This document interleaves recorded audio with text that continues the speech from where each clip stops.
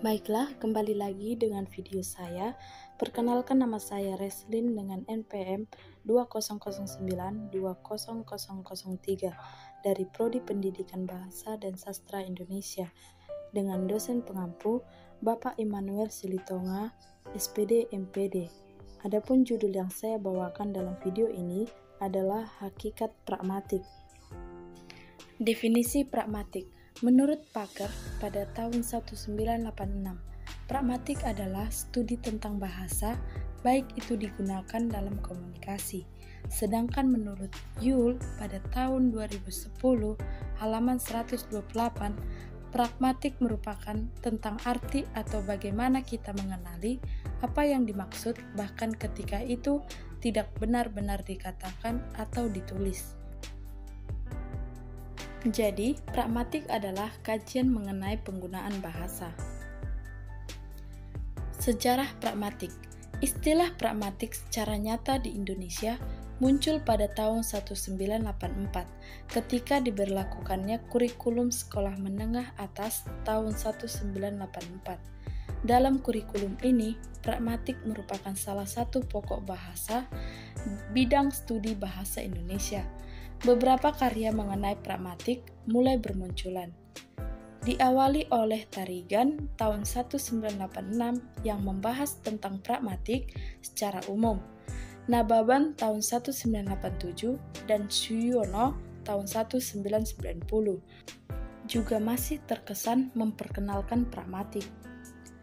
Pada karya Taley tahun 1988, Lubis pada tahun 1993, dan Ibrahim pada tahun 1930 tanpa deskripsi yang lebih mendalam, tetapi orisinalitas gagasannya agak diragukan karena terutama pada karya Taley, hampir semuanya mengacu pada buku Diskurs Analis karya Stubbs pada tahun 1983. Buku pragmatik yang pertama yang tergolong kritis adalah karya Bambang Kaswantipurwo pada tahun 1990 dengan judul Pragmatik dan Pengajaran Bahasa. Karya Wijaya tahun 1996 yang berjudul Dasar-Dasar Pragmatik sudah menuju ke arah pragmatik yang lebih lengkap dan mendalam. Dari beberapa penelitian pun sudah dilakukan dalam rangka disertai, diantaranya adalah Kaswantipurwo tahun 1984, Rufiuddin tahun 1994, Gunarwan tahun 1992 sampai 1995, Rustono tahun 1998, dan terakhir Saifullah tahun 2001 dalam tesisi magisternya. Filosofi pragmatik.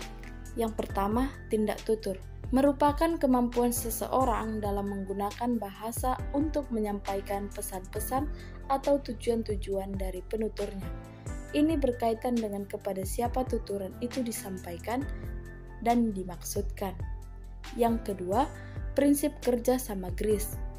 Demi kerja sama penutur antar persona berkewajiban memelihara tuturannya, sedemikian sehingga teman tutur dapat memproses segala informasi yang disajikan dengan mudah dan jelas.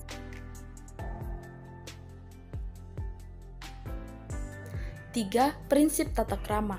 Di dalam melakukan pembicaraan, kita harus menjaga tata krama kita, yaitu menjaga kesopanan kita dalam berbicara, agar proses pembicaraan kita itu berjalan dengan baik dan tidak terjadi salah paham. 4. Prinsip interpretasi pragmatik, yang dimana si pendengar wajib merespon perkataan si pembicara. Dengan kata lain, si pendengar tidak diwajibkan menjawabnya dengan panjang kali lebar, melainkan sedikit pun, agar si pembicara merasa puas karena si pendengarnya sudah mengerti ataupun menalar perkataannya. Yang kelima, prinsip analogi, yaitu di mana dengan tidak mengubah makna pembicaraan. Dengan kata lain, apa yang menjadi topik pembicaraan itu yang akan dibahas, bukan yang lain.